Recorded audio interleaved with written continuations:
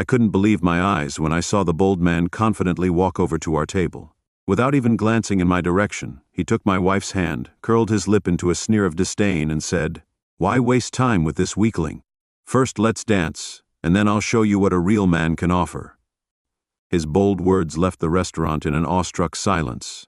The gentle strains of piano music seemed to linger in the air, as if the pianist himself had paused to watch the drama unfolding. The finest restaurant. The lighting was dim, casting a warm glow on the polished mahogany tables, exquisite and elegant. Tonight, however, in this exquisite and elegant atmosphere, I felt as if I were in a gilded cage. Amal sat opposite me, her beauty radiant, her well-groomed dark hair framing a face that could conquer any room. The deep red of her lips complemented the sleek evening dress, which clung to her figure perfectly. But her eyes, once warm, were now cold and unyielding, betraying the growing distance between us over the past 6 months. We had been married for 15 years, and our marriage was faltering. I had hoped that tonight would be a bridge back to our old intimacy, but I found myself watching her drift further and further away. Late at night, the cryptic messages and unexplained absences from the law firm had sapped our trust, and her silence spoke volumes as we sipped our wine. The shadow of a man broke the fragile balance. Broken balance. He was tall and imposing, wearing a sharp suit that suggested wealth and arrogance, his blue eyes fixed on Al, completely ignoring me. "Almar," he said smoothly, his voice full of charm and arrogance. "I didn't expect to see you here tonight." Her glass froze in her hand. Madeir, a slight tremor betraying her surprise, her gaze flickered between me and him before she finally spoke. "Lucas," she stammered, her tone conveying far more information than she had intended. "What are you doing here?" "Just enjoying the city," he replied with a smile that took me by surprise. He reached for her hand. His touch carried arrogance, made my blood boil. "Why be with him?" Lucas sneered dismissively. "Head, lean in towards me. Dance with me first, then I'll tell you what you've been missing. Your audacity, your brazen nerve." As I rose, the chair scraped the floor. My muscles coiled like a predator, ready to strike. "You have 3 seconds to let go of her hand." I spoke calmly, my tone even but threatening. Lucas met my gaze with a sneer, defiant. The next thing that happened was a blur. I quickly calculated, grabbed his hand, and a sickening crunching sound of bone breaking echoed through the silent room, followed by Lucas's painful scream. He fell to the ground, clutching his broken hand. The sound of his gasping breath rippled through the crowd of onlookers. Amar's gasp broke the chaos. Her face was full of shock and fear. She trembled her crimson lips and gripped my arm. "Magnus, what are you doing?" Her voice trembled. I ignored her and crouched down to meet Lucas's anguished gaze. My voice dropped to a whisper, a threatening calm before the storm. "You've made a mistake tonight," I said, my tone devoid of compassion. "You'll remember me forever." Lucas's gaze was full of venom despite his pain. "You'll regret this." He spat through clenched teeth, straightening up. I turned to Al, who was sitting frozen next to her. Her face was pale and uncertain. Go, I said coldly. She hesitated, her eyes wide as she looked back and forth between me and Lucas. "Now," I said sharply. My voice carried an unmistakable authority, and she reluctantly stood up, her high heels making a crisp sound on the polished floor. As we left, we heard whispers behind us, which gradually turned into a buzz of speculation. In the restaurant, the atmosphere was forever changed by the spectacle. On the drive home, the tension was suffocating. The shopping bag lay stiffly in the passenger seat. Her hands were clenched in her lap. Her mind raced. I saw it in the flicker of her eyes as she tried to find an explanation. As we pulled into the driveway, I turned off the engine and turned to her. My voice was sharp but firm. I demanded that she remain calm. Her G. "I don't know what you want me to say," she whispered. I said, "Get closer. Who is he? How long has this been going on?" Her tears were welling up in her eyes, but I felt no sympathy. The time for sympathy had long since passed. "It's complicated," she began, but I interrupted her with a bitter laugh. "Complicated," I echoed. "Let me simplify it for you. Either you tell me everything now or I'll find out for myself. Believe me, you don't like the way things are going." Her shoulders slump, the struggle drains from her, and a broken sigh escapes her lips. 6 months, she admits, her voice barely audible. "It happened 6 months ago. Despite having expected it, The confession still hit me like a blow. However, as her words hung in the air, the weight of betrayal followed. A chapter in my life began to fall apart. I had long suspected it. Betrayal was brewing beneath the surface, waiting for confirmation. I took a deep, deep breath, forcing myself to remain calm. What was going on tonight? I asked myself, my voice calm, but inside I was seething with anger. She had the opportunity to humiliate me in front of everyone. No, everyone. She was crying, her voice choking, her tears almost overflowing. I didn't expect him to be there. I swear I didn't stop lying.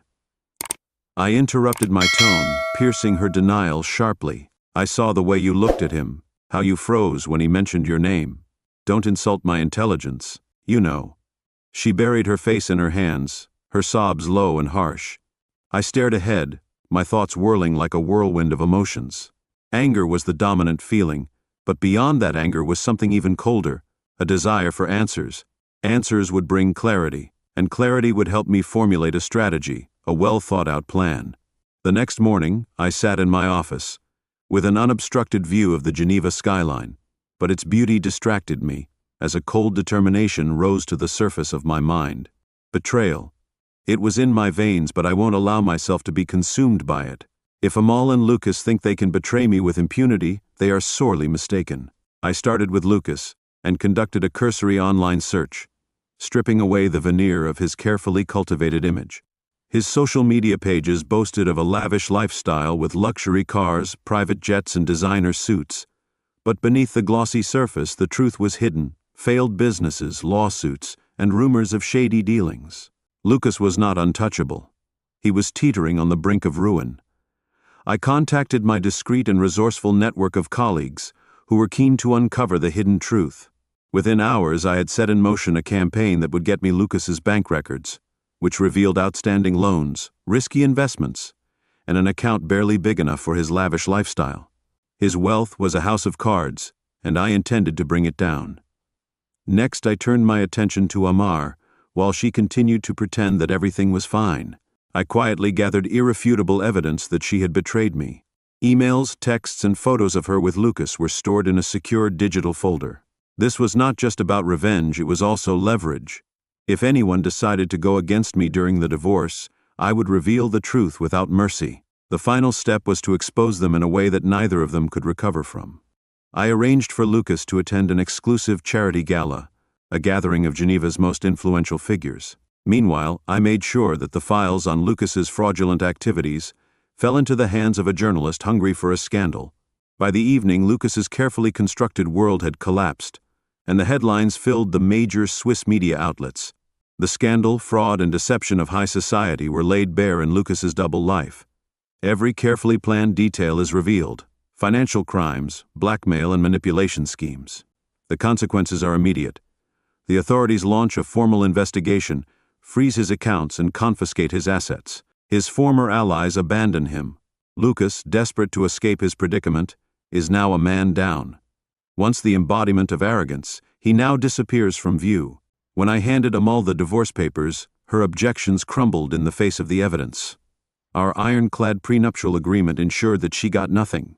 The fickle attitudes of her former social circle turned to gossip, which gradually turned to rants, and invitations to events gradually disappeared. Even her family was shocked by the scandal and distanced themselves from her, leaving her to face the fallout alone. The fallout played out like a symphony of justice, with front-page headlines dominating the news for weeks on end, and Lucas and Amal becoming pariahs. Lucas faced criminal charges, and his assets were liquidated to pay off the debt. Amal, who had been so composed, was now haggard, lonely, and desperate. A few months later, we finally reached a divorce settlement in court. She approached me, her voice trembling, her once commanding tone gone. She said, "Magnus, I know I've hurt you, but was all this really necessary?" I met her gaze, my expression as resolute as the steel under the Geneva skyline.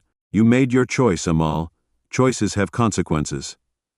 Her eyes fill with tears, and she nods. Her shoulders slump under the weight of her decision. Without another word, she turns and walks away, disappearing into a world that no longer welcomes her. A new beginning. Life gradually settles into a new rhythm. The house, once full of tension and silent resentment, now exudes an air of peace. I threw myself into my work, closed deals, and expanded the company's European operations. The sting of betrayal was still there, but it gradually faded with time and was replaced by a sense of clarity and new purpose. One evening I attended another charity gala, and this time I walked around the room with a calm confidence. I felt someone tap me on the shoulder, and turned around to find myself face to face with a woman radiating quiet maturity. She introduced herself enthusiastically. "I am Mr. Adler. Isabel is a historian, and I have heard a lot about your work, which is impressive."